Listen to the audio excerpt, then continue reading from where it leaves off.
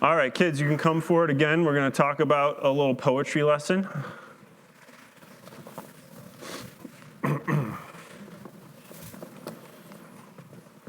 Okay. Some of you might know this from school and different lessons if you've had this unit, but there are different forms of poetry. What's the form of poetry you're most familiar with? I forgot what it's called, but it's the one where it's like A, B, A, B. Iambic pentameter. All right, rhyming poetry, right? Okay. How many of you are familiar with this guy, Dr. Seuss? Okay. He writes a lot of rhyming poetry, so we're going to do a little test, okay? Because his poetry follows a form. I'm going to leave out the last rhyme, and you have to guess what that next rhyme is going to be and say it out loud. Ready? Okay, ready? Now, the star-bellied sneeches had bellies with stars. The plain-belly sneeches had none upon thars, okay? Theirs, thars, okay? He's fudging a little bit. Those stars weren't so big, they were really so small, you might think such a thing wouldn't matter at very good.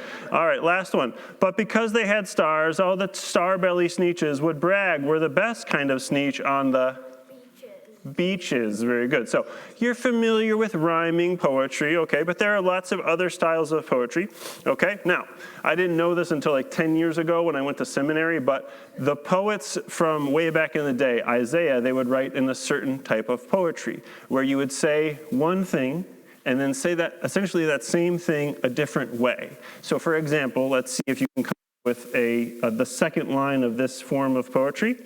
The sky is like a big fluffy blanket. Anybody have an idea how to say that? The same thing, essentially, a different way. The sky is like a big fluffy blanket. Anybody? Any takers? Yes? The sky is soft. The sky is soft. What were you going to say? The sky covers us all. The sky covers us all. Beautiful. Oh my gosh, we're writing poetry here, okay? But those lines don't rhyme, and they're just saying the same thing, okay? So the poetry we heard just now from Isaiah, pay attention because you can see he's essentially saying the same thing twice. Ready? They shall beat their swords into plowshares, plows for soil in the field, and their spears into pruning hooks. So he's taking a weapon, turning it into a plow, taking another weapon, another thing to prune branches, right? Okay, another example. Nation shall not lift up sword against nation, neither shall they learn war anymore. Do you see how those are saying the same thing? They're not going to raise their swords to each other, and they're not going to do war. That's the same thing, said slightly different ways. Okay? I used to think the Bible was just being really redundant. Like, yeah, you just said that. Come on, get on with it. But it's a type of poetry, all right? And we're going to study this poetry and hear more about it because Isaiah poets even then and now are trying to help us imagine something different. And they're doing it in their different particular style. Okay, so you've already heard this, but you can see behind us these different images that the art worship team put up. Which picture do you think goes with worship today? Evelyn. The sword and the plow, very good. We heard it, we sang about it. That's the image for this week. And it's an image of reversal in Advent and in the Christian lifestyle. There's a lot of things that get reversed, turned on their heads. A weapon for destruction is turned into a tool to till the soil and create life and create crops and everything like that, okay? It's like turning death to life. Death to life. Very good. Like the same thing with the resurrection of Jesus that we always hear about. It's this theme that keeps coming up. Okay, so there's that theme, but there's also other themes that Isaiah is going to help us try and imagine, okay? Because we need people, in order to go somewhere better, we need to also imagine that place, imagine something, use our imaginations for something better, okay? And that's what Isaiah is trying to do with his particular repetitive style. And I'm going to talk more to the grown-ups about that in a minute. So y'all can sit tight for a little bit more. Sorry we don't have class this week because Emily is still in Minnesota. But do you have a question before we head back to our seats? Are you talking about the Isaiah from my school? Not the from your school. It is a popular name, though. Tell him. We if he writes poetry that says the same line a second time a different way. All right? And you report back to me next week. All right, y'all can head back to your seats.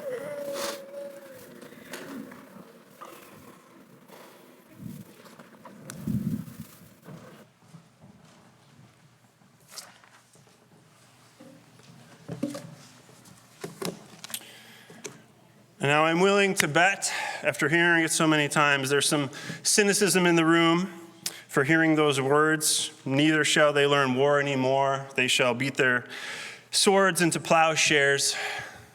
Really? I mean, the global arsenal now is way beyond swords. And as the 20th century proved, and the first quarter of the 21st century already bears witness, war seems to be our favorite subject. Can spears really be made into plows? Outside the United Nations in New York, there stands a bronze sculpture. A muscular man is mid-swing with a hammer in his right hand, and the hilt of a sword is in his left. But at his feet, the blade of the sword has been bent and reshaped. It's not complete, but it will eventually become the soil turning head of a plow. And the cynic would say, how ironic. Despite its efforts, the United Nations has failed to prevent numerous wars. And they are not wrong. But the optimist, the dreamer would say, true, but there are plenty of well-meaning folks striving to make that imagined hope a reality. And they are not wrong either. And no doubt Isaiah had his doubters and detractors as well. As I mentioned to the kids, Isaiah deployed these words to the beleaguered southern nation of Judah. Isaiah, the poet-prophet, speaks to a lamenting, longing, perhaps cynical people, and he spins images to cast their gaze upward and forward. Images meant to help them imagine. To imagine peace. To imagine plenty. Imagine justice. Imagine and dare to hope, because despite all the current evidence to the contrary, the future belongs to God. Imagine another world. Imagine another way of living. Imagine. That is what Isaiah hopes to do for his hearers now and then. And I want to highlight 3 images for you today. Remember, Isaiah is dreaming toward this day when God is fully present in creation. When God is present in creation, the place where God dwells will be so elevated, so famous, so magnetic that people, human beings from all nations will be drawn to it. All nations shall stream toward it. All races, ethnicities, cultures, identities, dialects, and abilities will become pilgrims journeying toward God. It's a powerful image. If you've ever been in a march or you've exited a large event, you know that feeling of being in a moving river of humanity. So imagine a joyous pilgrimage of all humanity toward God. Imagine the songs and chants rising in every language. Imagine seeing the joyful reunion of old friends and the tearful reconciliation of old enemies along the way. If this is where we are headed, if this is God's tomorrow, then it's hard to justify hatred and exclusion in the other today. Imagine, first, a stream of all nations toward God. And the second image is implied in that first image. Why are all the nations streaming toward God? And Isaiah answers, to be taught by God, to receive instruction, to walk in the paths of God. And verse 3 says, for out of Zion shall go forth instruction. For Isaiah's people, for the Jewish people, instruction means Torah, the law. Torah, God's covenant instructions given to Moses in the wilderness. But in Isaiah's imagery, this instruction is not just sitting there. It's moving, it's going forth, out and down God's mountain. So imagine God's wisdom and insight for living in some physical sense. Imagine instruction traveling down the mountain like channels of hot lava on a bubbling volcano. Imagine the answers to life's biggest questions being dispersed like t-shirts from a t-shirt cannon or balloons from a celebratory balloon drop. And if that sounds pretty good, then ask yourself, why? The imagery assumes humanity is in need of instruction from God. And if we're honest, we are often desperate for instruction in desperate times. And as a silly example, what's the last thing you Googled starting with how to ... On Friday, the belt on my van came off its rollers, and Google was so desperate to autofill in how to change an accessory belt on a 2004 Honda Odyssey. And here at my fingertips, 10 videos of how to do it. I knew I needed instruction, but I also knew that I needed to discern whose instructions to follow. Because not everyone on the internet is an expert. We must always vet our online instructions. And on a deeper level, what did you seek during the last transition or tragedy in your life? If you're lucky, you had peers or elders who went through similar times. Did they have advice, wisdom, instructions? We're often desperate for instruction in desperate times. And this desire for instruction has a dark side, because as I already alluded to, not all teachers or sources have good information or life-giving instructions. With our nation in tumultuous times, with so much transitioning so quickly, perhaps this desire for instruction and insight is why so many in the church are drawn to conspiracy theories and charismatic leaders. This breaks my heart, but studies show a significant number of evangelicals embrace the revelatory teachings of QAnon. Far too many Christians have made this dark corner of the internet their pilgrim mountain. Isaiah assumes humanity needs good, life-giving instruction from God. And in God's tomorrow, all people will have grown tired of the failed and idolatrous instructions of others. All people will long to learn from God and walk in God's ways. Imagine a pilgrim people dissatisfied with the old ways and hungry for something new, something true, something that lasts. Imagine, secondly, God's wisdom streaming toward humanity. Our third image we have already visited. It's another great biblical reversal. Weapons of death are made into tools for producing life. And it's important to note that the people only begin to repurpose their swords and spears after God has judged and reconciled and made things right. In God's tomorrow, all our quarreling will be settled. The oppressors will be judged, the oppressed will be set free, and the very reason for war will be reconciled and settled by God. So therefore, imagine this. It will be obvious to this pilgrim people who have received God's instructions that their weapons are now obsolete. Imagine the prized swords of our exalted warriors becoming merely lumps of steel needing to be repurposed.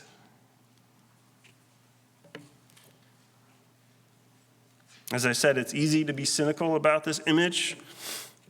Will that day ever come? How and when?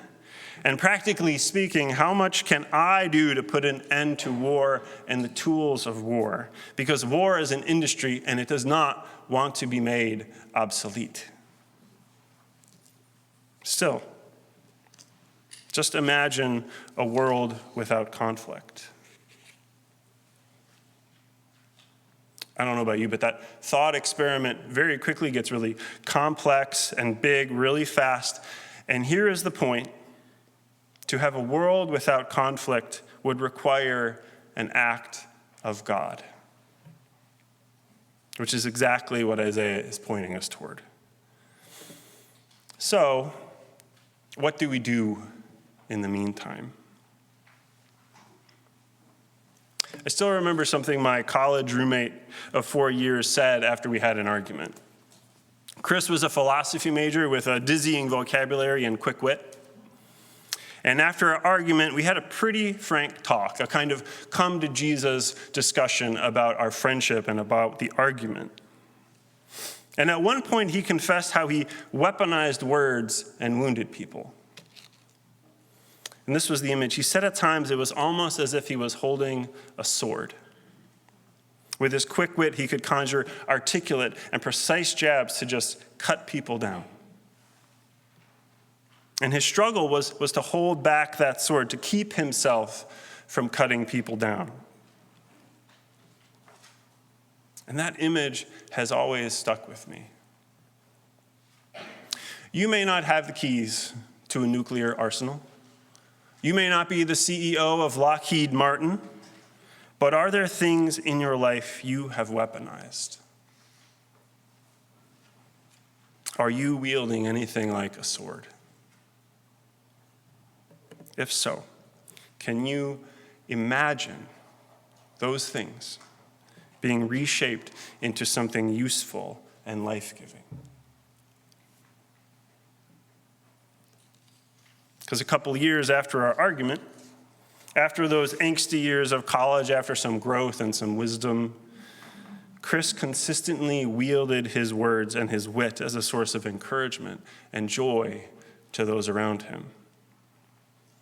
His verbal sword of years ago had been reshaped and repurposed. So imagine your nagging foible, your particular form of brokenness being transformed into a life-giving tool for others. Imagine, thirdly, swords remade into plows. Surely some of you have had similar experiences of transformation. And it's my humble belief that the prophetic and poetic words, imaging and imagining God's tomorrow, can have practical effect in our lives today. So before I close, I want to get particular to our life here at Res Cov. As we enter Advent today, we are also entering a time of transition, an uncertain tomorrow. This January, our pastor of 16 years will step down and transition into a new vocation.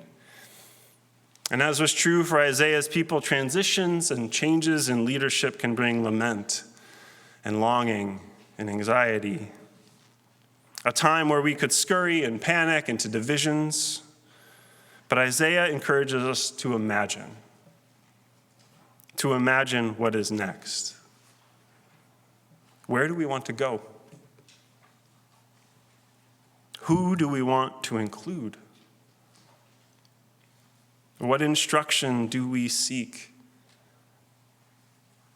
And what in our lives and our location can be transformed from a weapon of destruction into a tool for nurturing and partnering in God's creation? My friends, though Pastor Aaron may be soon done at Res Cov, God is not done with Res Cov. We are still pilgrims in God's tomorrow. We are invited to imagine anew God's hope for us. We are invited to walk together toward that imagined place. So let us reconcile with and encourage one another on the way. Let us imagine God's future at Res Cov together. Isaiah calls to us, O people of God, come, let us walk in the light of the Lord. Amen.